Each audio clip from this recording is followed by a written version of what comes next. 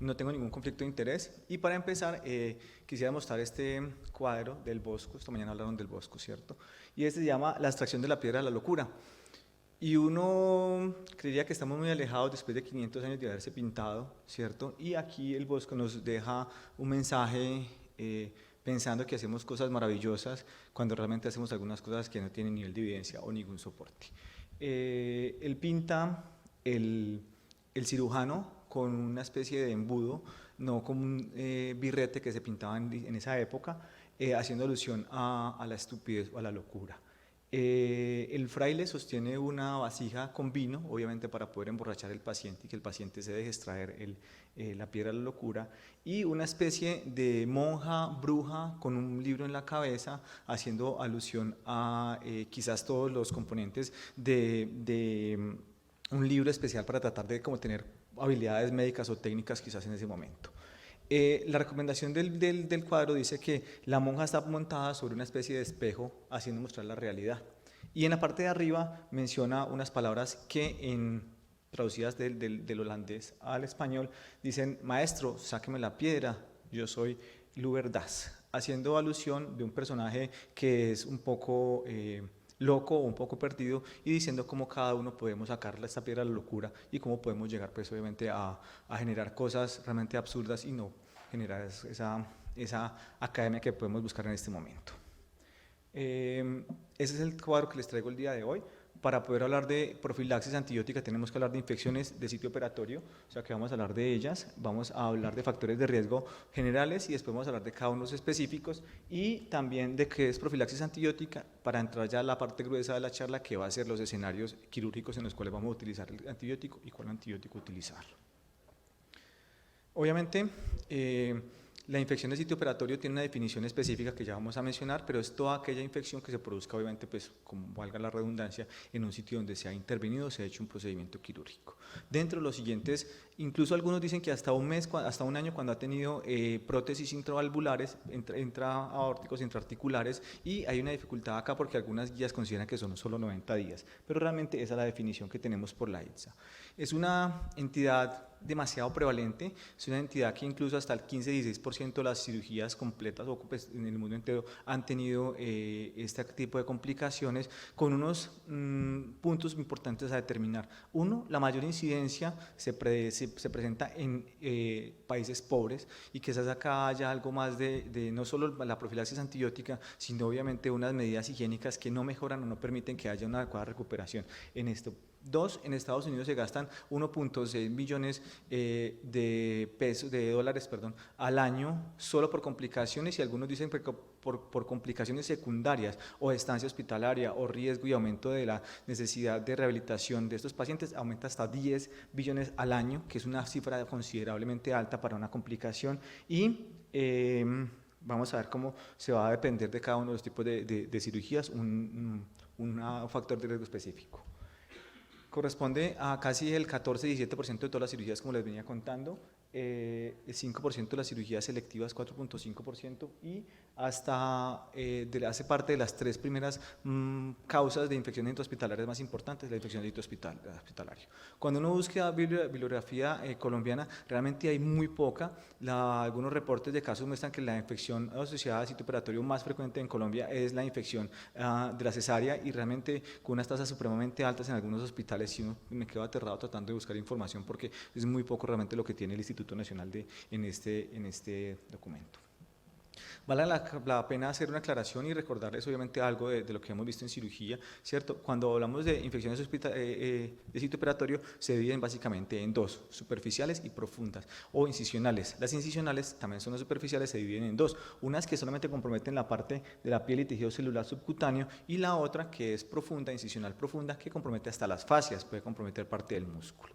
Y ya cuando hablamos de una de las profundas, obviamente que comprometen el órgano o la víscera que estamos operada en ese momento, pues es ya de la que hablamos de cavidad.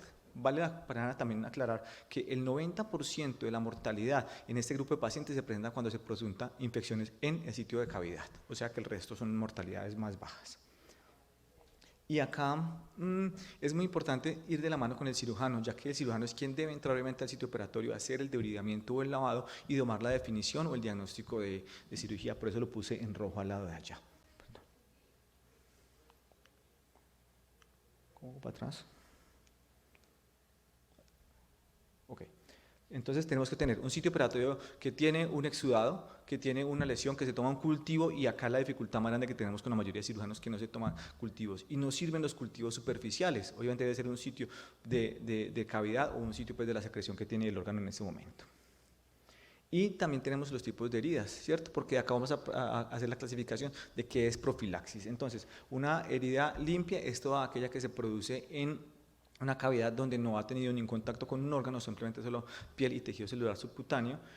Una limpia contaminada es toda aquella cirugía que ha tenido intervención en un órgano como tal, o ha tenido contacto con vísceras, pero no ha tenido derrame o no ha tenido contaminación directa con contenido purulento dentro de la cavidad que estamos operando en ese momento. Contaminada, traumas recientes, quizás una cinemática del trauma de afuera hacia adentro, donde se puede generar, por ejemplo, por fracturas en el hueso, que se generan rupturas de adentro hacia afuera. Y la sucia, es aquella que obviamente hay material contaminante como barro, tierra, y que contamina o ensucia la cavidad estéril que estaba previamente. ¿Y de qué depende la infección del sitio operatorio? Bueno, vamos a clasificarlos de forma general y ya después les iré contando, cuando entremos a cada escenario, cuáles pueden ser específicos para cada uno de los escenarios quirúrgicos. El primero es la técnica quirúrgica. Depende obviamente de la técnica. Hay una disminución con la tasa de infecciones si se presenta de forma laparoscópica, aunque es mínima, no es desaparecido. Y obviamente pues entre mayor tenga necesidad de aperturar el órgano afectado, pues mayor riesgo de infecciones. El momento en el cual se presenta, y aquí es muy importante porque quizás este es uno de los principales factores de riesgo. Todas las cirugías de emergencia tienen mayor riesgo, hasta 4 veces mayor riesgo de infectarse que el resto de cirugías. Y la duración, vamos a ver por ejemplo como para cirugías cardiovasculares por encima de 180 minutos se produce aumento del riesgo de infección, mientras que en algunas por ejemplo que son un poco más estériles hasta más de 4 horas, entonces va a variar, depende de cada uno de los tipos. Hospitalaria, obviamente depende de la flora bacteriana que tenga la institución, depende de los protocolos y los seguimientos antibióticos que se hagan en dicha institución y del tipo de fármacos y la estabilidad que la institución utilice para cada fármaco. Y hay unos muy propios de cada persona, como lo son la la colonización, por ejemplo, por Staphylococcus aureus, que es tan frecuente, obviamente, en el personal de la salud, por ejemplo, que hasta el 40% de las personas de personal de la salud podrían tener infección, ser colonizadores de Staphylococcus aureus. La nutrición es supremamente importante. Un paciente desnutrido tiene mayor riesgo de infección y tiene mayor riesgo de que la herida no cicatrice y de adherencia de los tejidos, por lo tanto, hay un aumento de contaminación de ello. A edades más extremas, obviamente, mayor riesgo de infección, y las comorbilidades, como la diabetes, que es la principal, obviamente, y también la cirugía del cáncer, aumenta hasta 4 o 5 veces el riesgo de infección. Que quede claro que este es un artículo muy antiguo, y obviamente también acá demostraron que la flora bacteriana que tiene el cirujano aumenta el riesgo también de infección. Digamos que ya hay un poco más de mejora en la parte de lavado de manos y higiene por parte del grupo de cirugía, y pues, pero un factor de riesgo que está mencionado en la literatura. Para poder hablar de la microbiología tenemos que hacer como una especie de recorrido universal, porque ha habido un cambio importante. Hasta la década del 2000 o antes, uno de los factores predominantes, o el germen predominante, eran bacilos gram negativos. Después de esta época hay un cambio en la necesidad o en el riesgo de infecciones, siendo el estafilococo ahorita el príncipe, el rey, el que manda la parada en la parte de infecciones, porque es el que más prevalente está en casi todos los órganos, y aún incluso en la parte donde creemos que no hay estafilococo aureus, pues pueden haber siembras metastásicas o siembras hematógenas por parte de ellos. Y acá encontramos que la principal fuente de infección va a ser la flora bacteriana que tenga el paciente. Por esa razón hay muchos estudios que se están desarrollándose para tratar de conocer previamente cuáles son los factores o la flora propia del paciente, haciendo hisopado nasal, hisopado rectal, y conociendo cuál es la flora típica de ese paciente, para una vez el paciente desarrolle infección, pues se pueda generar el tratamiento dirigido al antibiótico, al germen que tenemos. Dentro de los principales, como les conté ahorita, es el gram positivos. Definitivamente el estafilococo aureus básicamente está por encima de casi todas las infecciones, y lo siguen obviamente los gram negativos, los bacilos gram negativos y sobre todo los bacilos entéricos gram negativos, y hay una proporción importante en el mundo reportada, casi del 4% de todas las infecciones citoquirúrgicas que están secundarias a Baumann, y esto nos habla un poquito más de la contaminación, de falta de higiene en ciertos sitios, pues la presencia de un germen tan devastador como el Baumann.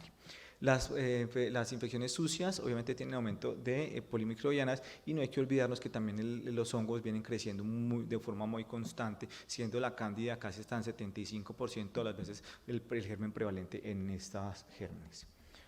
Para poder hablar de profilaxis antibiótica tenemos que mencionar dos cosas. La primera es que la profilaxis solo está indicada para los procedimientos que son limpios o limpios contaminados.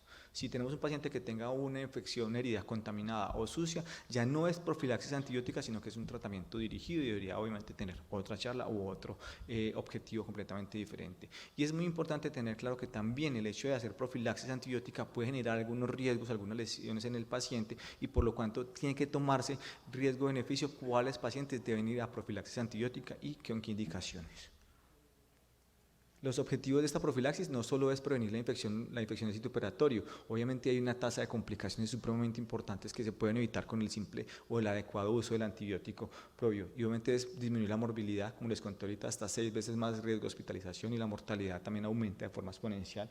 La duración de la estancia hospitalaria y los costos y las complicaciones que se generan por el inadecuado uso o el inadecuado control de la infección, los eventos adversos por la utilización de fármacos, obviamente también es importante tenerla en claro, y obviamente uno muy importante que le genera una cantidad de costos a las instituciones es el cambio en la flora institucional, el aumento del riesgo de infecciones y cambios en la resistencia de los gérmenes que se están utilizando con una adecuada utilización de la profilaxis.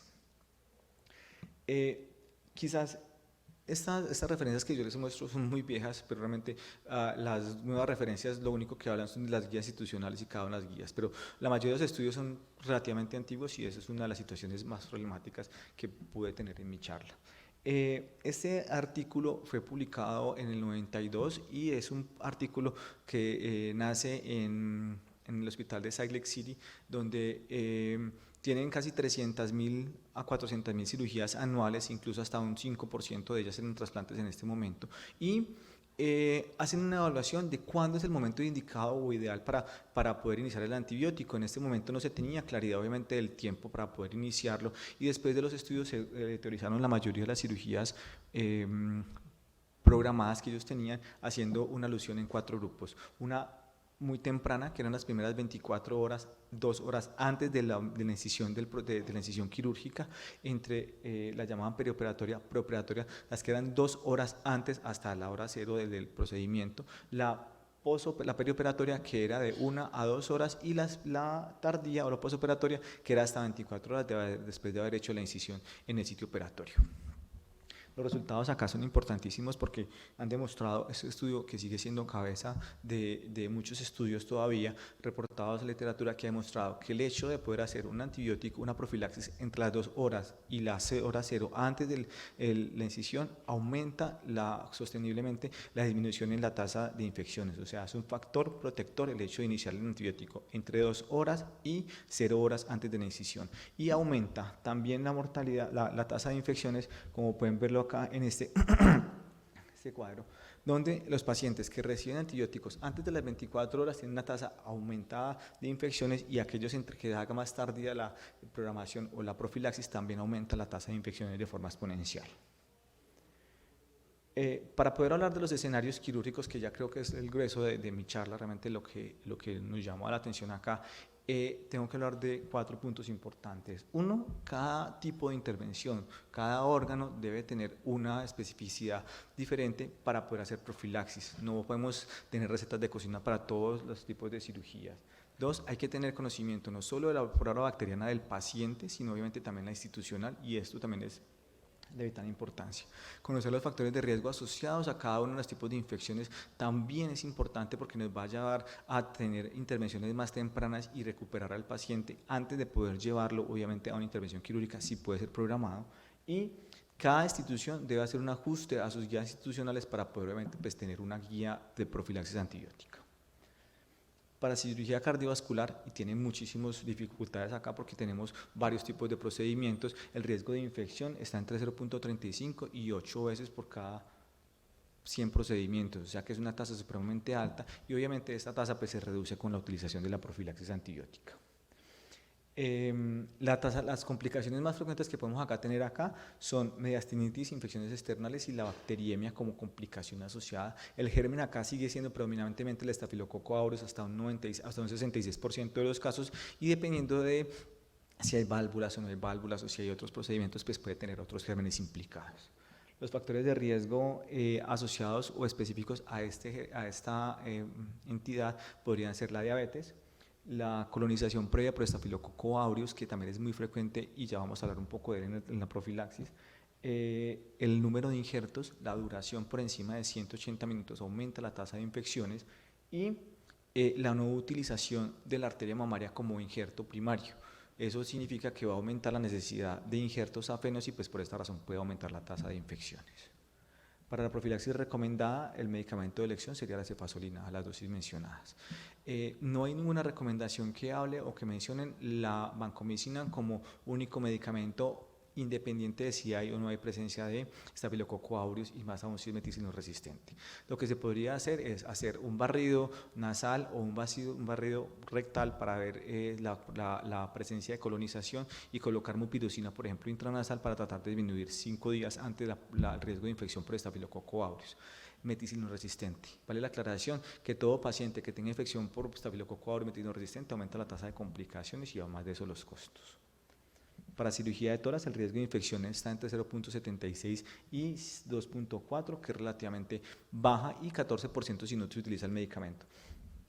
Las complicaciones acá serían neumonía y empiema, y los gérmenes aquí obviamente siguen predominando los gram positivos y el estafilococo aureus y el epidermidis. Los factores de riesgo asociados van a estar las enfermedades, las comorbilidades, el BEF1 por debajo de 60, y el pacientes que tengan anemización o que tengan estado de choque en el posoperatorio aumenta la tasa de mortalidad y complicaciones. La recomendación acá como primera línea sería la cefazolina o la ampicilina sulbactam, y una dosis de refuerzo a las 2 o 4 horas también serían indicadas en este grupo de pacientes. Para patologías gastrointestinales hay un amplio margen de infecciones, ya que obviamente pues el tracto gastrointestinal tiene varias complicaciones, y puede ir desde el 6 hasta el 23, tiene amplia distribución. La podríamos evaluar así: gastroduodenales, que son los que más baja tasa de infección tienen. Obviamente el factor protector de la acidez gástrica es de vital, ahí juega un papel preponderante en la disminución de la tasa de complicaciones, y por esta razón las infecciones son relativamente mucho más bajas en la parte gastroduodenal. Muy altas sí en la parte colónica, obviamente por la presencia de bacteroides y anaerobios que generan más complicaciones y que pueden generar mayor riesgo en el paciente, y la parte hepatobiliar y pancreática, que se maneja de una forma casi muy parecida, donde están los estreptococos y los lactobacilos como predominantes en los tipos de infección. Hay unos factores de riesgo muy asociados y muy típicos a este grupo de pacientes, como obviamente les dije, el paciente que recibe supresiones de acidez gástrica aumenta la tasa de complicaciones, las perforaciones gastroduodenales o las fístulas olvidadas o persistentemente, ya aquí habría que mirar si se requiere un tratamiento y no es una profilaxis. Las obstrucciones gástricas, el paciente obeso, los pacientes obviamente que tengan mayor riesgo de complicaciones, como un paciente preoperatorio con una evaluación ASA3, y el riesgo de malignidad. Todos estos factores aumentan la tasa de infecciones y las complicaciones y los gastos. La recomendación acá para procedimientos intraluminales donde no haya contaminación como tal con material fecal, obviamente sería cefazolina, y los pacientes no intraluminales que solo sean superficiales y no toquen parte de la víscera, sería pues también cefazolina, solo en alto riesgo. Hay que hacer aclaración acá que obviamente los pacientes que son llevados a la laparoscopia también tienen el mismo régimen y podrían tener riesgo de infección, siempre y cuando el paciente tenga bajo riesgo, no requeriría ninguna profilaxis antibiótica en este grupo de pacientes. Para la apendicitis es importante aclarar que la profilaxis solo se va a hacer si la apendicitis es inflamatoria. Para aquellas apendicitis donde hay plastrones apendiculares, peritonitis, o donde hay una infección como tal establecida, pues acá el paciente requiere un tratamiento y no una profilaxis como tal. Y la recomendación es cefazolina más metronidazol, ya que obviamente acá la presencia de bacteroides y anaerobios es muchísimo más alta. Para patología intestinal no obstructiva, la cefazolina, y cuando ya hay obstrucción, obviamente ya hay que iniciar cefazolina más metronidazol y dar una dosis de refuerzo a las 4 y a las 6 horas tratando de disminuir obviamente la tasa de colonización. Este grupo de pacientes es el que más riesgo de infecciones tiene porque hasta el 12% de los pacientes, incluso con una adecuada profilaxis, puede desarrollar infección. Y para cirugía colorectal, que también tiene una alta tasa de infecciones, obviamente los medicamentos más utilizados son cefazolina y metronidazol, y esto pues por la persistencia a nivel colónico de bacteriolisis anaerobios. En cirugía vascular también hay una amplia gama de tasas de infecciones, ya que obviamente un procedimiento de bajo riesgo de infecciones, como lo sería una infección en una andarterectomía, una andarterectomía o un reparo vascular, pues tiene una tasa baja de complicaciones, mientras que un paciente que tenga una amputación a nivel vascular, con infección, con insuficiencia arterial, pues va a tener obviamente mayor complicación. Por esa razón, acá hay una recomendación especial. El hecho de que el paciente tenga una prótesis intraarterial debería recibir profilaxis con cefazolina, incluso seguidas hasta las 24 horas, y quizás es una de las recomendaciones donde más se solicita que se haga una profilaxis extendida. Mientras que el paciente que tenga amputación de extremidades y que tenga obviamente riesgo de infección a este nivel, pues la recomendación acá es cefazolina y una carga de control a las 4 horas. Para los procedimientos urológicos tienen una muy baja incidencia, pero una alta tasa de infecciones. Incluso la mayoría de las partes dicen que si un paciente tiene una infección urológica, debería tener un tratamiento intrahospitalario con seguimiento ecográfico o tomográfico para evaluar obviamente la posibilidad de la progresión de abscesos a nivel del sitio operatorio. Los factores de riesgo asociados acá son el uso antibiótico de forma constante, los pacientes que tienen infecciones urinarias a repetición. Y por esa razón acá también se recomendaría también la utilización de hisopados rectales o hisopados nasales para la búsqueda de gérmenes colonizantes que pudiesen tratar en caso de que el paciente tenga una infección. Acá predominan muchísimo más los gramnegativos y los anaerobios, pero en alguna o muy baja cantidad todavía sigue el estafilococo aureus todavía siendo un importante germen que nos genera complicaciones en este grupo de pacientes. Las complicaciones más devastadoras, obviamente, una gangrena de Fournier, que obviamente la mortalidad es supremamente alta en ese grupo de pacientes. Las recomendaciones acá para profilaxis son trimestoprim, amoxicilina o astreonam y ampicilina, que podría ser otra opción. Y obviamente dependiendo del sitio o del lugar donde se va a intervenir en la parte del tracto genitourinario bajo, pues pueden ser cada uno de los medicamentos que mencionan acá, como cefalosporinas de primera generación o de tercera generación. Y para las vías urinarias altas también es una recomendación de dar una segunda dosis a las 24 horas post procedimiento. Para los procedimientos obstétricos quizás son los que más baja tasa de infección tengan, aun cuando algunas de las guías colombianas digan lo contrario. Los gérmenes acá más implicados son muy variables, pero están los entéricos gram negativos, también los streptococos son importantes. Y de las tasas de complicaciones más altas acá serían la sepsis neonatal. Obviamente el riesgo de pacientes que han sido llevados a cesárea y pues genera más tasa de complicaciones en este grupo de pacientes. Por lo tanto, obviamente las recomendaciones acá hacer para procedimientos ginecológicos, histerectomías, histerorafias, las recomendaciones de cefazolina o metronidazol dependiendo del grado de contaminación que pueda tener en este paciente. Y para las cesáreas, si no ha tenido ruptura ante parto de membranas, la recomendación es solo cefazolina. Si la paciente lleva más de 2 horas con ruptura de membrana, la recomendación es cefazolina, citromicina como profilaxis. Para neurocirugía, la tasa de complicaciones acá varía dependiendo del tipo de cirugía, obviamente. Y es que acá hay una variada del grupo de complicaciones. Primero porque las heridas pueden ser o limpias o contaminadas, que son las que realmente van a tener necesidad de profilaxis, y aquellos que tengan apertura o lesiones cerebrales con contaminación por material, por traumas, por alguna herida sucia, pues van a requerir un tratamiento más dirigido. El germen acá predominante va a ser el estafilococo aureus. La diabetes es uno de los principales factores de riesgo, y procedimientos que tengan más de 4 horas pues para también tener mayor tasa de complicaciones. Y el hecho de tener monitorización invasiva por más de 4 o 5 días también aumenta la tasa de infección en este grupo de pacientes, y también es importante que le hagan retiro obviamente de las sondas o de los drenajes de líquido cefalorraquídeo que tiene el paciente.